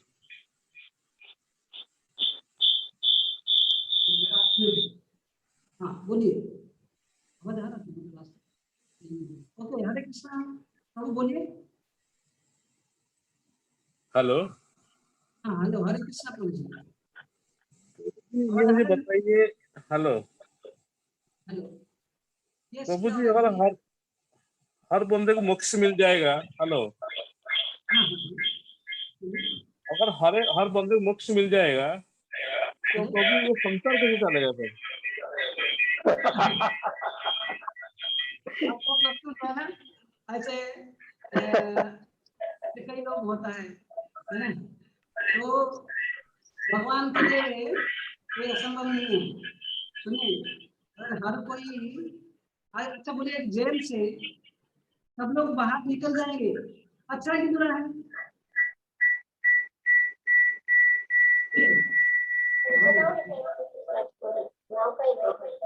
हाँ, जेल से आपको जेल से निकाला दिया जाएगा। अरे प्रभु जी, आप गवर्नमेंट जेल बनाए, कितना दुख की बात है। गवर्नमेंट ने क्यों जेल बनाया? कोई नहीं जा रहा है जेल के अंदर, जेल से सब लोग छूट गए। अरे ऐसे नहीं, आप इतना भगवान ने जेल, एक्चुअली गवर्नमेंट में जेल का आवश्यक नहीं है, जेल का बिल्कुल आवश्यक है नहीं, अगर सब लोग अच्छे पालन करेंगे। फिर देखो, जेल बनाना पड़ रहा है, उसके लिए गवर्नमेंट ने पैसा खर्चा किया, लैंड लिया, उसके लिए पुलिस को जवाब दिया। अब तो कितना बड़ा सिस्टम बना पूरा।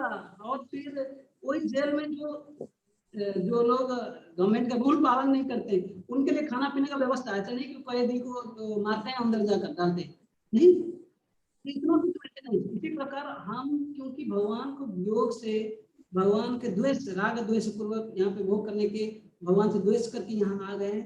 भगवान कितना दयालु हमें समझना है, धीरे धीरे हमको शुद्ध कर रहे हैं। वैसे हर एक मतलब ऐसे कई जीवात्माएं हम वेट कर रहे हैं और यहाँ पे आने के लिए, समझ रहे हैं? क्योंकि अभी पशु पक्षी जन्म है, उनका भी एलिवेट होगा धीरे धीरे, क्योंकि मनुष्य लोग उद्धार हो जाएगी। केवल मनुष्य जन्म में ये जंक्चर है, पशु पक्षी लोग उद्धार होकर मनुष्य बनेंगे। और देवी देवता लोग वहां पे भी बहुत भोग है, मतलब वहां पे इंद्र तृप्ति इतना है कि आप भक्ति नहीं कर सकते। मनुष्य में जन्म है, जो कि हम देवी देवता लोग भी प्रार्थना करते हैं, भागवत पंचम स्कंद में है, प्रार्थना करते हैं, भगवान हमको एक मनुष्य जन्म दे दीजिए, क्योंकि इसी जन्म में हम भक्ति कर सकते हैं और उद्धार हो सकता है हमारा। समझ में आया प्रभु? हाँ प्रभु जी, समझ में आया। अच्छा प्रभु जी, ये बताइए, जो हम भगवान कृष्ण के बारे में बात करते हैं, ये कृष्ण भगवान है या जो कृष्ण अवतार लिए थे, मतलब महाभारत में, वो कृष्ण के बारे में हम बात कर रहे हैं? कि कृष्ण अवतार लिए थे जो कि महाभारत में क्या अलग है। हम जो अभी पढ़ रहे हैं महाभारत के एक अध्याय है कृष्ण भगवान, है ना। नहीं क्यों महाभारत इसलिए पूछ रहा हूँ का प्रभु जी इसलिए पूछ रहा हूँ क्योंकि उनको तो भगवान कोई मरते नहीं, लेकिन वो तो शरीर छोड़े थे। हाँ, आप हमको पता है अगर भगवान कभी मरते नहीं, वो अमर है। यस, आप तो अगर उनमें दर्शन आप बोलते हैं उनमें कि ये हाँ जी, जो सुना समझ में आया, जो क्या बोलते हैं, वो जो सबर जो तीर छोड़ा वो वाला बोल रहे हो ना भागवतम में, आप अगर वहां ग्यारह सबर। यस, तो जो उनके बारे में अगर आप दसम स्कंद में, जब आप हम लोग कई चीजें सीरियल से देख के बोल रहे हैं, इसलिए आज हमने बोला कि प्रामाणिक गुरु से सुनिए। हाँ ऐसा जी, हाँ नहीं जी, कि हाँ जी। मम्मी से सुना, दादाजी से सुना, सीरियल, व्हाट्सएप गुरु, है ना, हमने कोई इधर उधर से सुने। आप और भागवत में पढ़ेंगे, वहां पे वो जो जाकर बस स्पर्श किया है बोल के बोला गया है, और वो भगवान स्वयं अपने धाम जाते हैं, ऐसे जाकर वो भगवान को मारा और भगवान रो रहे थे, ऐसा कुछ वर्णन नहीं है, पढ़ेंगे ठीक है।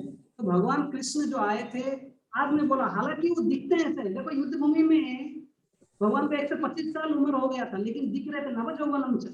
हमारा जन्म मृत्यु बुढ़ापा तक जाते हैं, भगवान का उस समय 10 पोते पोती थे, भगवान का 10 पुत्र थे, एक एक पुत्र का फिर 10 10 पुत्र था, 16 एक 8 पत्नियां था। लेकिन युद्ध भूमि में भगवान का आज भी हर एक गीता में फोटो देखिए, 25 साल 20-25 साल का उम्र का लड़का जैसे दिखेंगे आप, समझ रहे हैं। तो भगवान, आप यही तो डिस्कशन था भगवान करके, मेरा जन्म और कर्म तो समझेगा वो भगवत धाम जाएगा। वो सोचता है भगवान एक ऑर्डिनरी पुरुष है, तो मतलब दो प्रकार का ज्ञान है। भगवान जेल, जैसे प्राइम मिनिस्टर जेल में आया, वो भी मेरे जैसे क्रिमिनल है, नहीं तो प्राइम मिनिस्टर क्यों कहा मैं भी भगवान हूँ या मैं भी प्राइम मिनिस्टर हूँ। आप बिलीव नहीं करोगे, जब पागल खाना में चले जाओगे, एक आदमी बोलेगा कि मैं प्राइम मिनिस्टर हूँ ऐसे बोलेगा, और दूसरा आदमी वो बोलेगा अरे मैं भी ऐसा बोल रहा था इसलिए इधर आया हूँ, तुम प्राइम मिनिस्टर नहीं हो। तो कहने का मतलब है कि हर कोई जब साधारण जीवात्मा अपने आप को भगवान समझ लेता है, तो भगवान ये दुनिया में आते हैं, तो इसलिए भगवान बोलते हैं कि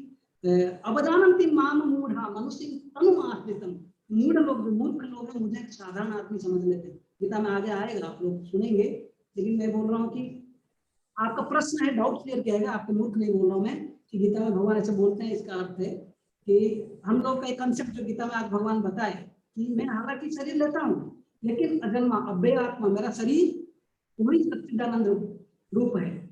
और बोल रहे कि वहां पे बोले ना एक शब्द जो था कि आत्म माया, यानी एक योग माया है, एक महामाया है। हम जो महामाया के अंदर है, यहाँ पे जन्म मृत्यु जरा व्याधि, लेकिन वहां पे बस ठीक है। बहुत बहुत धन्यवाद। तो लेट हो रहा है, तो किसी का ऐश्वर्या माता जी क्वेश्चन कर रही थी, पर्सनली जवाब दे सकते हैं किसी का प्रश्न, क्योंकि आप लोग राग भय और क्रोध छोड़ देने चाहिए, और हम क्रोध में निरंतर कैसे करें, मतलब नियंत्रण कैसे करें। हाँ, क्रोध में नियंत्रण आपने प्रश्न पूछा था एक बार व्हाट्सएप में, मैं जवाब किया था।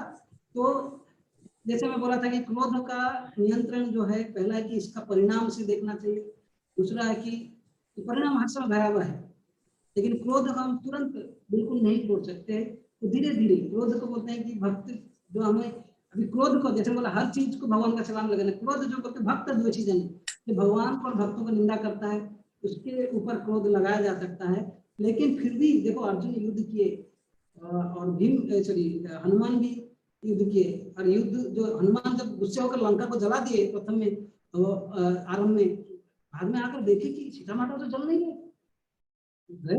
खोज फिर भी आप किसी के ऊपर रोष कर रहे हो, अति रोष नहीं है, सतर्कता।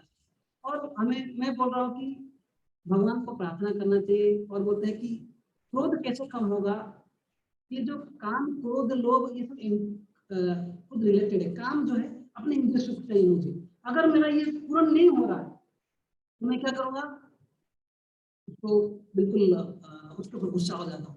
तो बोला अपने काम से क्रोध होता है? तो इसलिए हमें इंद्रियों को कंट्रोल करने के लिए कोशिश करना चाहिए, अपने इंद्रियों को जो है ना, जैसे अगर हम अपना जो सिंपल लाइफ हाई थिंकिंग, कभी कभार हमारा एक्सपेक्टेशन बहुत ज्यादा होता है, दूसरे के द्वेष होता है कि उसने मेरे को ओवरटेक करके गाड़ी चला गया तो मैं छोड़ूंगा नहीं, चलो 100 में चलाता हूँ, है ना। और कई बोलते हैं कि देखो नेबर्स होना, नेबर्स क्या बोलते हैं, प्राइड, क्या बोलते हैं नेबर्स, मतलब जो क्या बोलते हैं नेबर्स एनवी ओनर्स प्राइड, ऐसे हम कार्य करना चाहते हैं दूसरों में द्वेष पैदा हो। वैसे द्वेष में जब हम रहते हैं ना, किसी का प्रति हमारा पूरा ईर्ष्या भाव है तो गुस्सा आता है, तो ईर्ष्या कम होगा जब हम इंद्रियों को कंट्रोल करेंगे धीरे धीरे, तो फिर क्रोध जाएगी। शास्त्र बोलता है अगर कोई गुरु का शरण लेता है सारे चीजें धीरे धीरे दूर होता है। और आप लोग को मेरा एक रिक्वेस्ट है आपके लिए, जो माता जी प्रश्न पूछिए, कि ये ग्रेजुअल प्रोसेस है, कोई भी एक रात में कार्य रिजल्ट नहीं आता है ना। धीरे धीरे आप अभी नाम जप करिए भगवान का और गीता का ज्ञान लीजिए, और धीरे धीरे हमारा ये प्रोसेस में हम आगे बढ़ते जाएंगे। हरे कृष्ण। हाँ हाँ हाँ, कल जो एक प्रश्न था व्हाट इज प्रिटेंडर, मिथ्याचारी। प्रिटेंडर का मिथ्याचारी, आपको कोई इंग्लिश मीनिंग अगर समझ में नहीं आ रहा तो डिक्शनरी में देखकर उसका आंसर करिए। प्रिटेंडर मतलब मिथ्याचारी, जो बाह्य दृष्टि से इंद्रिय कंट्रोल कर लेते हैं, है ना, लेकिन मतलब काम नहीं करते हैं, लेकिन मन में कई आशाएं, जैसे कि बाद में वो आशा खुल के आ जाता है, साधु होकर भी फुटबॉल खेलने लगता है, साधु होकर गांजा पीने लगता है, तो वो है। ठीक है, तो बहुत बहुत धन्यवाद। हरे कृष्णा। अगर किसी को प्रश्न है आप जरूर व्हाट्सएप में, अगर ग्रुप में छोड़ना है तो छोड़िए, अगर लग रहा है कोई ज्यादा पर्सनल है you can surely send in उनको जो